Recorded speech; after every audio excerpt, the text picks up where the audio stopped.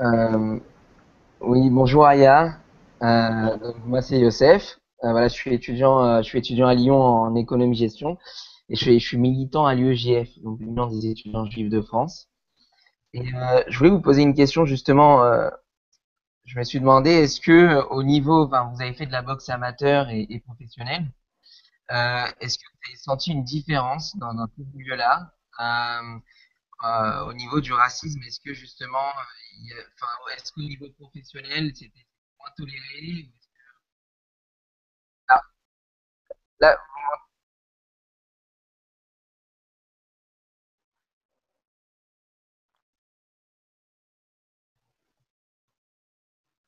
ouais, ouais, c'est ça ma question.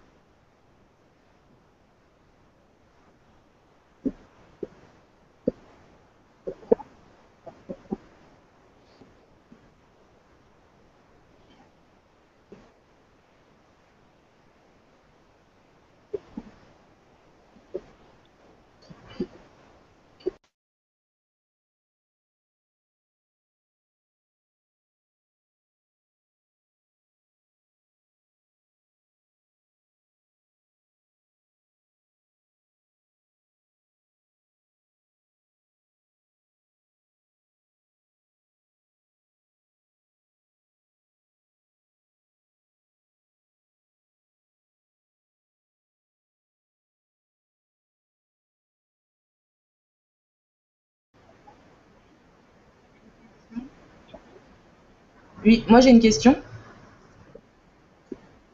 Tida. Bonsoir, bonsoir Aya, bonsoir. J'avais plusieurs questions. La première, c'était de savoir, est-ce que vous percevez le racisme plus fort en France ou lorsque vous jouiez à l'étranger? Pour la première question. Et la seconde question, est-ce que vous parliez de subtilité du racisme dans la boxe? Est-ce que cette subtilité est plus forte pour les femmes ou c'est la même également pour les boxeurs masculins?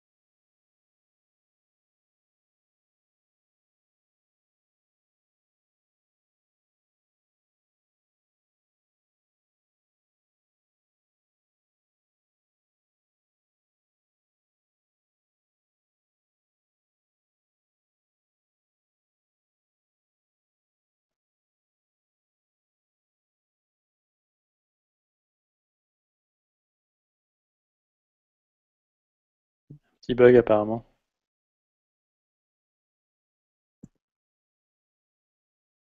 Allez, on est de retour. On est de retour. Désolé, on a été coupé dans les questions. Aya était en train de répondre à Tibouda. On a parlé du fait d'être une femme et d'une femme de couleur dans la boxe. Aya avait l'impression de cumuler. Et votre première question, Tibouda, c'était est-ce que il y avait une différence ou plus de tolérance et dans d'autres pays, notamment sur les compétitions que vous avez menées à l'international? Et est-ce que vous avez déjà abordé peut-être cette question-là avec d'autres boxeuses qui vivaient la chose complètement différemment, peut-être des Américaines ou Après, c'est aussi une question de mentalité. Je pense que, enfin, la pratique du sport féminin n'est pas au même niveau, enfin, selon le pays auquel on appartient. Mais, enfin, de toute façon, en France, les choses progressent, mais il y a encore beaucoup à faire. Et je pense que c'est aussi aux médias et aux annonceurs, effectivement, de faire bouger les lignes. D'ailleurs, j'en profite pour remercier Béatrice Barbus qui m'a transmis quelques chiffres. Enfin, on sait que la diffusion du sport féminin représente seulement 7% enfin, du volume global enfin, de retransmission sportive. 50% des meilleures audiences pourtant pendant les Jeux Olympiques de Londres concernaient des épreuves féminines et 70% des Français de 18 ans et plus trouvent le sport féminin tout aussi intéressant que le sport masculin. 64% en regarderaient davantage. Il était plus régulièrement diffusé à la télévision. Donc ça, ce sont des chiffres. Très clairement, le prochain débat qu'on organise. Voilà, donc là, effectivement, voilà, c'est pour ça que je dis que là, pour le coup, on risque de glisser sur une autre thématique. Mais elle est tout aussi intéressante. C'est pas le sujet de ce soir, voilà, mais c'est pas le sujet de ce soir. Également. Mais bon, après, effectivement, enfin voilà, il y a une véritable, enfin voilà, il y a beaucoup de choses à faire, enfin en tout cas pour que le sport féminin soit beaucoup plus visible et donc et aussi justement, cela permettrait de créer des vocations chez les jeunes filles. Très bien. Bien, on va essayer d'être un peu plus positif et peut-être de parler d'initiatives de lutte contre le racisme. Aya, vous, depuis la fin de votre carrière, vous avez participé à différents projets pour faire changer les choses, notamment auprès des jeunes, c'est bien ça? De toute façon, moi, j'avoue que c'est le public que je préfère. Donc, j'ai la chance d'avoir publié un livre qui s'appelle Dambé. Et donc, c'est un livre qui m'a permis justement d'aller vers les jeunes dans les collèges. Et donc pour aller raconter votre histoire raconter mon histoire et aussi me confronter justement à ce qu'ils ont retenu de cette autobiographie.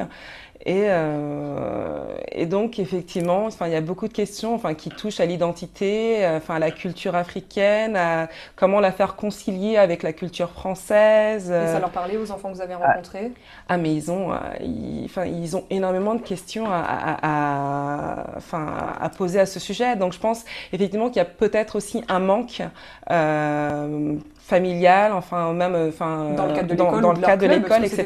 Des jeunes qui pratiquaient le sport dans des clubs. Exactement, donc sur ces questions, sur ces problématiques. Très bien. Excusez-moi. Oui, une question. J'aurais une question pour vous, Aya. Oui. Youssef. Allez-y, vas-y Daniel. Alors, merci. À qui la priorité? Alors, la parole à Daniel. Ouais, j'ai pas posé de question avant, c'est mon tour. Oui. Merci Aya et pour votre témoignage. Et j'aurais une question sur la lutte contre le racisme par l'éducation, parce que c'est des actions que vous privilégiez. Okay. Qu'est-ce que vous changeriez aujourd'hui dans les programmes scolaires ou dans la façon dont l'éducation est menée, même au niveau de l'école primaire? Qu'est-ce que vous changeriez pour lutter contre les préjugés racistes? Parce que j'imagine qu'il y a pas mal de choses à faire, notamment au niveau peut-être des programmes d'histoire ou d'éducation civique. Qu'est-ce que vous pousseriez comme thématique? Déjà pour moi, il est impératif déjà de s'attaquer à ce public en particulier, parce que c'est à cet âge-là effectivement que qu'on plante entre guillemets les racines de ce que sera l'homme de demain et la femme de demain. Et je pense effectivement qu'il faut faire beaucoup plus de place entre guillemets à toutes les cultures, que les gens effectivement sachent d'où ils viennent, qui ils sont, qui est l'autre, pourquoi effectivement il est devenu français. Moi, c'est un tas de questions effectivement, que je me suis posées et je suis allée chercher les réponses un peu partout, au hasard, en lisant, en écoutant, etc. Et je pense que tout le monde justement n'a pas la chance d'avoir effectivement un entourage qui a même de prendre le temps et de raconter effectivement que on est né dans tel village, qu'on est arrivé en France au milieu des années 70 parce qu'il fallait travailler, que la France nous offrait une chance extraordinaire de gagner notre vie, etc. Donc et au-delà de ça, effectivement, c'est je pense que voilà, il est important effectivement pour que qu'il y ait un véritable socle identitaire qui se fasse. Et ça ne peut se faire que quand on est enfant. Quand on est enfant. Youssef, vous aviez une question vous aussi? Oui, je voulais vous poser une question, Aya. Oui. Est-ce que vous aviez un besoin en sortant de ce sport, parce que j'ai vu que vous êtes sorti à cause d'une blessure. Est-ce que vous aviez un besoin d'externaliser, enfin, certaines choses, peut-être de racisme, enfin, peut-être voilà des peines que vous aviez eues, que vous avez besoin de ressortir après coup? Alors moi, j'avoue que le sport a été un véritable exutoire pour moi, c'est-à-dire que bon, voilà, j'ai connu pas mal de drames dans ma vie et que voilà, il fallait les exprimer d'une certaine manière. Donc, enfin, il fallait en tout cas les exprimer. Et donc, le sport m'a permis cela. Donc effectivement, l'injustice, qui a vraiment marqué ma vie, c'est cet incendie criminel qui cause la mort de mon père et de ma petite sœur. Donc par la suite, enfin voilà, on soupçonne enfin un groupuscule, enfin d'extrême droite, mais bon, on saura jamais, qui a mis le feu. On dit aussi que ce sont des spéculateurs immobiliers parce qu'effectivement, c'est un immeuble qui était habité majoritairement par des familles immigrées. Voilà, on saura jamais, enfin, qui est à l'origine, enfin, de cet incendie, mais cela n'empêche que, voilà, le sport m'a permis effectivement de faire face à ce drame, de me forger aussi une identité. Ça m'a permis aussi d'avoir accès à plein de choses. Enfin, je n'aurais pas écrit ce premier livre s'il n'y avait pas eu le sport. Je n'aurais pas fait de formidables rencontres s'il n'y avait pas eu le sport. Je ne serais pas sur ce plateau d'ailleurs pour parler de racisme s'il n'y avait pas eu le sport. Donc oui, je dois beaucoup au sport. Mais excusez-moi, ouais, juste pour savoir, est-ce que justement, enfin, le racisme que vous avez pu prendre pendant ce sport-là, est-ce qu'il y a des choses que vous ne pouviez pas dire pendant que vous pratiquiez ce sport et que vous avez eu besoin d'attendre de finir pour Mais alors, effectivement, après, comme je disais auparavant, c'est difficile de parler de racisme dans le sport, en tout cas dans la boxe, à partir du moment où les choses ne sont pas faites ouvertement. Je veux dire, effectivement, sur un terrain de football, c'est assez simple. Je veux dire, à partir du moment où on a une partie des supporters qui émet des cris de singe à partir des tribunes, c'est beaucoup plus visible. C'est beaucoup plus visible, c'est beaucoup plus évident.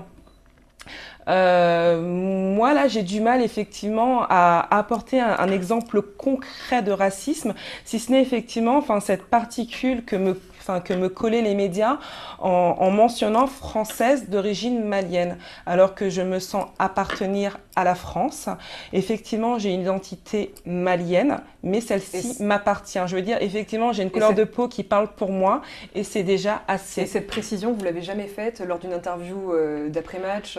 Vous avez jamais eu envie de dire, excusez-moi, je suis Aya Sissoko, je suis française? Alors, c'est quelque chose que je précise, et d'ailleurs, c'est aussi quelque chose que j'ai précisé à mon ami quand on s'est rencontrés, qui me disait, mais de quelle origine tu es? Effectivement, voilà, j'ai une peau noire, effectivement, ma peau noire parle pour moi, donc voilà, on se doute que j'ai des origines, et donc je lui avais répondu non, je suis française, donc c'est tout, j'appartiens à cette communauté de destin qui est la France. Moi, j'ai une question à ce propos. Oui, Daniel.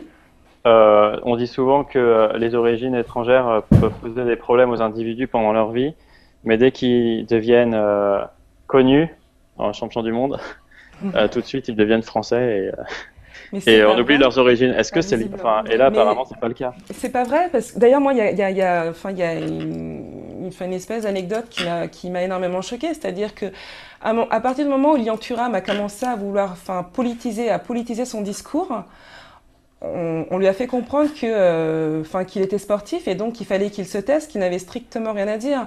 Donc je veux dire, ce n'est pas parce qu'on accède à un certain niveau de notoriété, par l'acquisition de titres, que pour autant on est légitime à s'exprimer en dehors de notre sport. Je veux dire, et les exemples sont autres que celui de Lilian Thuram. Et on a évoqué la question tout à l'heure. Vous pensez qu'il manque, pour changer les choses, qu'il manque de dirigeants issus des minorités dans les clubs, dans les fédérations, à des hauts niveaux? évidemment, de toute façon, je pense que la question de la représentation est aussi primordiale, enfin, pour s'attaquer au racisme. Alors, Lilian Thuram, il faudrait qu'il soit à la Fédération française de football, par exemple, s'il avait été volontaire. Bah, je sais qu'à un moment donné, enfin, il a occupé un poste au sein de la FFB, enfin de la FFF, je ne sais pas exactement lequel, mais je veux dire, c'est qu'à un moment donné, effectivement, enfin, on sait que bon, j'adore aussi m'amuser des clichés, hein, mais bon, je sais que les Noirs, enfin, les Noirs courent vite, etc. Mais les Noirs sont aussi capables, enfin, de réfléchir et et devenir et être des meneurs d'hommes. Donc, je pense qu'effectivement, à un moment donné, il va falloir aussi se poser la question de pourquoi les minorités n'accèdent pas à des postes de dirigeants. Et une fois qu'on a les réponses, bah, comment y remédier? Parce que je pense qu'effectivement, des hommes de compétences et des femmes de compétences, il y en a énormément. Enfin, des gens comme, enfin, des personnes, enfin, comme Tigana, comme Camboiré. Là, je sais qu'à la fédération de handball, on a une entraîneur, je crois. Enfin, je ne veux pas dire de bêtises, mais bon, noire. Donc voilà, c'est-à-dire qu'il y a quand même, il y a des forces vives, il y a des gens qui sont capables de le faire. Donc maintenant, voilà, donne-leur, enfin, l'espace en tout cas pour le pratiquer. En tout cas, rompons avec les schémas actuels. Très bien. D'autres questions peut-être sur des initiatives Justement, j'avais une question à vous poser. Vous parliez tout à l'heure de la fiche de la Fédération française de boxe. Est-ce que vous ne croyez pas justement que les fédérations, les ligues devraient aussi être partie prenante pour lutter contre le racisme ou même ces petites, vous appeliez ça, ces petites, comment dire, disiez ces petites choses qui ne sont pas forcément... Les non-dits. Non, mais évidemment que de toute façon les fédérations ont un rôle primordial justement pour rompre ces chemins, enfin qui sont dépassés. Je veux dire, la réalité de la population française est tout autre, et donc à un moment donné, il va falloir effectivement se coller à la réalité. De toute façon. L'histoire des quotas en témoigne, c'est-à-dire effectivement qu'il y a des stratégies à un moment donné qui sont mises en place au sein des fédérations et qu'elles sont complètement dépassées.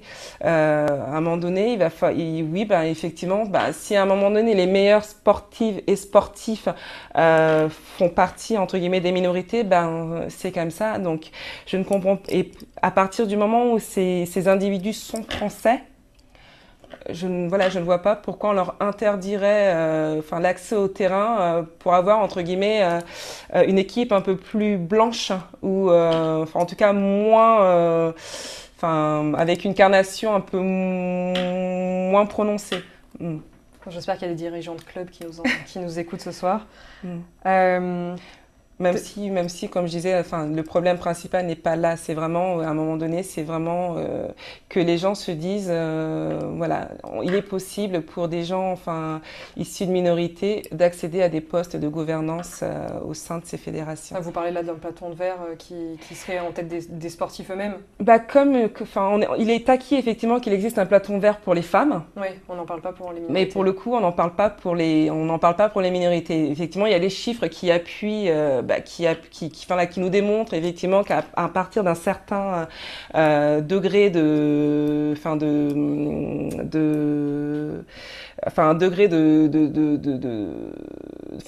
position entre guillemets hiérarchique dans une fédération, on a plus de femmes ou très très peu de femmes. Là pour le coup c'est vrai que pour les populations entre guillemets dix minorités visibles, on n'a aucune donnée chiffrée. Donc c'est vrai qu'il est toujours difficile de combattre des mots quand on a aucun élément palpable, factuel pour travailler là-dessus. Et la journaliste que je suis ne peut qu'approuver. Nos invités en hangout, je crois que c'est le moment pour vous de pousser votre cri. Est-ce qu'il y en a un d'entre vous qui veut raconter très brièvement qui veut parler d'une expérience de racisme dans le sport? Ne soyez pas timide, non? Moi, je peux parler d'une expérience, pas personnelle, mais il s'est passé il y a pas longtemps. Il y a eu il y a le conflit israélo-palestinien qui était en on était en plein dans le conflit israélo-palestinien et il y a eu pendant un match de foot donc c'était une rencontre entre Monaco, enfin entre Lille et une équipe de Hapoel Tel Aviv en Israël. D'accord. Et des joueurs ont été pris à partie par des supporters qui sont rentrés dans le terrain et ont attaqué les joueurs. Et voilà, et moi j'aimerais pousser contre ça parce que pourquoi mêler des joueurs qui viennent ici simplement jouer un match amical contre d'autres joueurs, enfin des sportifs, pourquoi les On mêler vous perd un peu, Youssef, on vous entend mal sur la fin. Vous m'entendez? Vous m'entendez? Oui, rapprochez-vous de votre ordinateur, c'est mieux. Donc oui, Là, pourquoi vous mêler m'entendez? des joueurs? Voilà pourquoi Oui. mêler des joueurs, des sportifs qui veulent simplement exercer leur sport à la politique de leur pays et voilà, et mêler là-dedans. Et j'ai presque envie de rajouter, enfin, auprès du CEF, c'est que, je veux dire, la politique menée par Israël est une politique menée par Israël et la politique menée en France en est une autre et que de toute façon même les personnes entre guillemets qui ont des origines juives ou israéliennes de toute façon ne se reconnaissent pas forcément justement dans la politique qui est menée en Israël.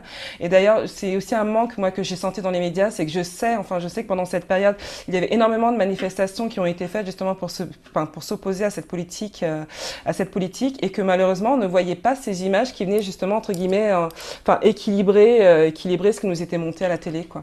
Très bien, donc un dernier cri d'Aya et le cri de Youssef. Si vous le voulez bien, j'ai un quiz auquel vous soumettre avant qu'on se quitte. Tout le monde ici peut répondre, hein, donc vous laissez vos micros allumés. J'ai 3 questions. On commence par un classique.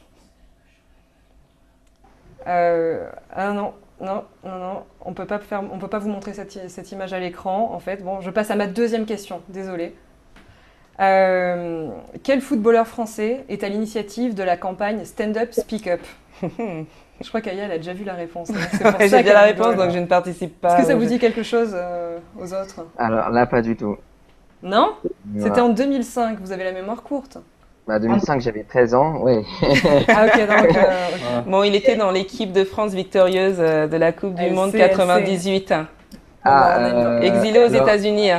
C'est Henri? Non. Oui, j'ai entendu Petit Bouddha en premier. Aya l'avait, oui, donc c'est pour ça. Petit Bouddha l'avait. Voilà, Petit Bouddha l'avait en premier. Donc c'était en 2005 pour vous rafraîchir la mémoire et vous vous souvenez peut-être, alors même si vous aviez 13 ans, des bracelets noirs et blancs que les sportifs portaient sur le terrain.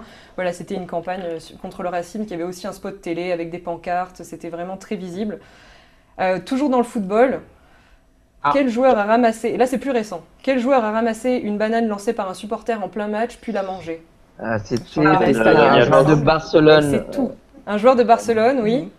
Ouais, c'est Daniel Alves, je crois qu'il a raison. Alves, Ah non, mais là on les a. filles, bravo les filles. Comme quoi, vous voyez que les filles s'intéressent au sport. Bravo les filles. Et oui, en effet, c'est le joueur du Barça, Daniel Alves, c'était en avril 2014, donc quand même c'était il y a très peu de temps. Et on se souviendra peut-être de la campagne sur les réseaux sociaux qui a suivi. Nous sommes tous des singes, clamaient les joueurs et les sportifs de tout horizon en se prenant en photo en train de manger une banane. Voilà, c'était une belle réponse à un geste raciste sur le terrain et qui me fait vous poser à tous une dernière question peut-être. Quel est le rôle des réseaux sociaux selon vous dans la lutte contre le racisme aujourd'hui ? Alors moi, il y a juste quelque chose, mais alors qui me met hors de moi quand je consulte un site, enfin entre guillemets d'information. Je ne sais pas ce que font les médiateurs, c'est-à-dire que, enfin les modérateurs, excusez-moi, quand je lis les commentaires qui sont laissés par des internautes. Vous parlez des commentaires sur Facebook ou des commentaires sur les enfin je veux dire, il suffit d'aller, bon là, on va citer plusieurs, médias, s'il vous plaît. Voilà, lepoint.fr, rtl.fr, enfin bon bref, enfin vous c'est les commentaires. J'en ai cité au moins 2. Quand je lis les commentaires, enfin qui suivent certains articles, enfin c'est juste désespérant quoi. Donc modérez vos commentaires, vous c'est la base que vous avez. En tout cas, ne laissons pas, enfin des gens qui sont apparemment très organisés entre guillemets déverser leur haine de l'autre aussi librement. Nos autres invités peut-être qui est pour beaucoup militants, qu'est-ce que vous pensez des réseaux sociaux aujourd'hui? Pour moi sur les réseaux sociaux, c'est clair que le racisme est hyper présent. Et il faut vraiment s'y opposer, il faut faire poids, il faut récupérer le terrain, mais il faut aussi peut-être pas trop dramatiser non plus parce que ce qui se passe sur Twitter, c'est pas non plus la vie, enfin c'est pas ce qui se passe dans la rue, quoi. Et c'est souvent les mêmes personnes qui sont à l'origine des discours de haine. Et c'est sûr que c'est hyper choquant, je pense, dans un premier temps, mais dans un deuxième temps, faut relativiser et faut voir comment mobiliser la majorité silencieuse sur les réseaux sociaux. Mais je pense pas qu'il faille être trop catastrophiste non plus sur ce terrain. Enfin, pour moi, il faut vraiment être pragmatique et lutter contre le racisme de façon générale. Mais c'est clair que si on a quelqu'un qui a, je sais pas, 5000 followers sur Twitter et qui a des propos racistes, ça sera tout de suite plus pernicieux que quelqu'un qui a 2 followers et qui a peu de pouvoir de nuisance, quoi. Donc, faut quantifier. En tout cas, si le sujet vous intéresse, ça sera le sujet de notre 3e hangout. Donc, n'hésitez pas dès à présent à vous inscrire sur poustoncri.fr et à poser vos questions. On parlera vraiment du racisme sur Internet, donc ça sera le sujet. Je suis désolée, j'espère que j'ai pas interrompu l'un d'entre vous dans une question, mais il va falloir nous quitter. Il est temps de se dire au revoir. Aya, merci beaucoup d'avoir participé à ce débat. Pour ceux qui veulent en savoir plus sur votre parcours, le téléfilm qui est adapté de votre autobiographie sera bientôt sur Arte. En 2015, c'est ça. Et pour ceux qui préfèrent les livres, il y a aussi un nouveau roman qui arrive en janvier 2015, vous m'avez dit. Enfin, 2015, oui. 2015, donc rendez-vous en 2015 pour Aya. Merci aux invités, merci aux internautes qui ont posé leurs questions. Et merci. Bonne soirée à tous, à très vite. Bonne soirée. Au revoir. Au revoir.